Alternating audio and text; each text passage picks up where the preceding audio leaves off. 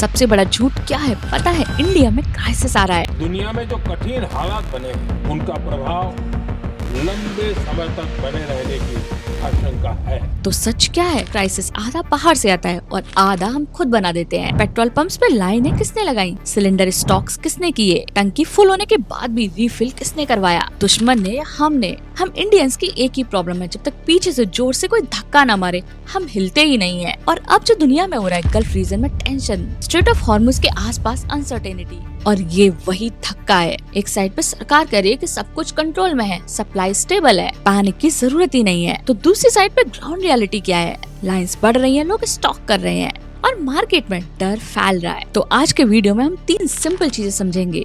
सच में क्राइसिस है या पैनिक क्रिएट हो रहा है? इस सिचुएशन में सरकार ने क्या सही किया और कहाँ प्लानिंग फेल हुई? और सबसे इम्पोर्टेंट, आप और मैं क्या कर सकते हैं ताकि फ्यूचर में ऐसे शॉक से बच पाएं? क्योंकि इस बार भी अगर हमने सिर्फ रिएक्ट किया ना कि प्रिपेयर किया तो अगली सिचुएशन और भी महंगी पड़ेगी। तो वीडियो को एंड तक देखिएगा। I am doctor Minali, let's get started. अब थोड़ा पीछे चलते हैं। 1991 इंडिया एक ऐसे इकोनॉमिक क्राइसिस में फंस गया था कि हम सिर्फ 2 से 3 हफ्तों का इम्पोर्ट अफोर्ड कर सकते थे। सोचो, एक पूरा देश और सिर्फ कुछ हफ्तों का बैकअप। ऑयल महंगा हो रहा है, इम्पोर्ट बिल कंट्रोल से बाहर जा रहा था और फाइनली सिचुएशन इतनी खराब हो गई कि इंडिया को अपना सोना तक गिरवी रखना पड़ा और IMF के पास जाके मदद लेनी पड़ी। वो सिर्फ क्राइसिस नहीं था बल्कि वार्निंग थी कि अगर एनर्जी सिक्योर नहीं है तो हमारी इकोनॉमी भी स्टेबल नहीं है। फिर टाइम बदला, इंडिया थोड़ा ग्रो हुआ, इकोनॉमी स्ट्रांग हुई, गाड़ियां बढ़ी और इंडस्ट्रीज भी बढ़ी, डिमांड बढ़ती गई, लेकिन एक चीज नहीं बदली, हमारी डिपेंडेंसी। आज भी इंडिया अपनी ऑयल रिक्वायरमेंट के लिए 80 to 85% गल्फ कंट्रीज पे डिपेंडेंट है। दूसरी गल्फ कंट्रीज से ऑयल को निकाला जाता है, शिप्स में भरा जाता है और समुद्र के रास्ते ये इंडिया आता है, पोर्ट्स पर उतरता है, देन रिफाइनरीज में प्रोसेस होता है और फिर पाइपलाइंस, ट्रक्स और टैंकर्स के थ्रू पूरे देश में पहुँचता है। अब यहाँ सरकार का रोल आता है। उनका काम सिंपल होता है,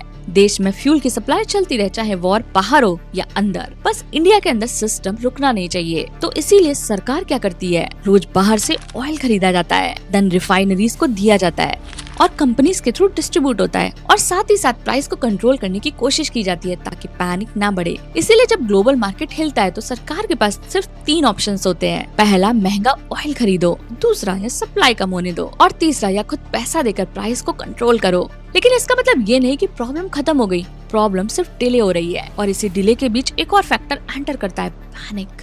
लोग न्यूज देखते हैं, सोशल मीडिया पे रूमर्स देखते हैं और तुरंत सोचने लगते हैं कि शॉर्टेज आ रही है। फिर क्या होता है? पेट्रोल पंप्स पे लाइन, टैंक को फुल कराना और फिर भी एक्स्ट्रा रखना। घर में सिलेंडर है फिर भी एक और लेने की कोशिश, और इसी बीच एक और साइलेंट रिस्क बिल्ड होता है। गल्फ कंट्रीज में लाखों इंडियंस काम करते हैं, अगर वहाँ स्टेबिलिटी बढ़ती है तो उनकी जॉब्स इम्पैक्ट होती हैं और जो पैसा वो इंडिया भेजते हैं, रेमिटेंस, वो भी रिड्यूस हो सकता है। मतलब एक तरफ इंडिया का इम्पोर्ट बिल बढ़ रहा है और दूसरी तरफ डॉलर फ्लो रिस्क में है और बीच में पूरा प्रेशर इकोनॉमी एब्सॉर्ब करती है। तो अब सवाल ये है कि इसका सोल्यूशन क्या है? सच ये है कि सोल्यूशन तो है, लेकिन सिर्फ सरकार के पास नहीं बल्कि हम सबके पास है। सबसे पहला, बिहेवियर चेंज। अगर कल को किसी शॉर्टेज का डाउट हो तो एक्स्ट्रा खरीदना सोल्यूशन नहीं है। अगर आपके पास ऑलरेडी फ्यूल है तो एक्स्ट्रा स्टोर करना भी स्मार्टनेस नहीं है, क्योंकि जब आप ज्यादा लेते हो तो मतलब आप किसी और का हिस्सा ले रहे हो, और जब ये काम लाखों लोग करते हैं तो सिस्टम डिस्टर्ब हो जाता है। इसीलिए सबसे सिंपल सोल्यूशन है, जितनी जरूरत है उतना ही लो, पैनिक बाइंग को अवॉइड करो। पहले एक छोटा स्टेप लगता है लेकिन इम्पैक्ट इसका बहुत बड़ा होता है। अब दूसरा सोल्यूशन है, फ्यूल कंजप्शन कम करो। आज भी रोड्स पे ट्रैफिक भरा पड़ा है, एक ही रूट पे लगभग 100 लोग अलग अलग गाड़ी लेके चलते हैं। अगर पब्लिक ट्रांसपोर्ट यूज हो सकता है तो करो, अगर वर्क फ्रॉम होम पॉसिबल है तो यूज करो, क्योंकि हर लीटर जो आप बचाते हो वो डायरेक्टली कंट्री के इम्पोर्ट को कम करता है। और तीसरा सोल्यूशन है, ऑल्टरनेटिव सोचो। अगर आपके पास इंडक्शन है तो यूज करो, अगर आपके पास माइक्रोवेव है तो यूज करो। कुकिंग के लिए गैस डिपेंडेंसी कम होनी चाहिए। पॉइंट ये नहीं कि गैस खत्म हो गई, बल्कि पॉइंट ये है क्या गैस कंजप्शन थोड़ा कम हो सकता है। और अब आते हैं सबसे इम्पोर्टेंट सोल्यूशन,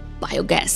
इंडिया का एक ऐसा सोल्यूशन जिसे हम हर बार इग्नोर करते हैं, लेकिन वो गेम चेंजर बन सकता है। किचन का वेट वेस्ट, काव डंग या सब्जियों का छिलका, इन सबसे बन सकती है मीथेन गैस। वेल, ये सिर्फ थ्योरी नहीं है बल्कि कई जगह ये यूज भी हो रहा है। कई होटल्स ने LPG छोड़कर बायोगैस शिफ्ट किया। कई गांव में 10-10 साल से सिलेंडर यूज ही नहीं हो रहा। कुछ सोसाइटीज अपनी वेस्ट से अपनी गैस बना रहे हैं। और सबसे शॉकिंग फैक्ट, इंडिया का बायोगैस पोटेंशियल इंडिया की LPG डिमांड से काफी ज्यादा है। मतलब अगर सही से ये इम्प्लीमेंट हो जाए तो हम कई हिस्सा इम्पोर्ट का रिड्यूस कर सकते हैं। इसमें प्रॉब्लम क्या है ना, तो सरकार इसे एग्रेसिवली पुश करती है, ना ही हम डिमांड करते हैं। और जब तक डिमांड ही नहीं आएगी तो चेंज कहाँ से आएगा? सो इसका सोल्यूशन टेक्नोलॉजी नहीं है, बल्कि सोल्यूशन है अवेयरनेस और प्रेशर। अगर आप डिमांड करेंगे तो पॉलिसीज बनेंगी, प्रोजेक्ट स्केल होंगे और धीरे धीरे डिपेंडेंसी कम होगी। आज सिचुएशन सिंपल है, चॉइस हमारे पास है। या तो हम सिर्फ पैनिक करेंगे या फिर प्रिपेयर करना आज से स्टार्ट करेंगे। क्योंकि याद रखो, वॉर सिर्फ बॉर्डर पे नहीं होती, बल्कि इकोनॉमी में होती है और लोगों के बिहेवियर में होती है। अगर हमने अपना बिहेवियर चेंज नहीं किया तो हर बार क्राइसिस आएगा और सबसे ज्यादा नुकसान हमें ही होगा।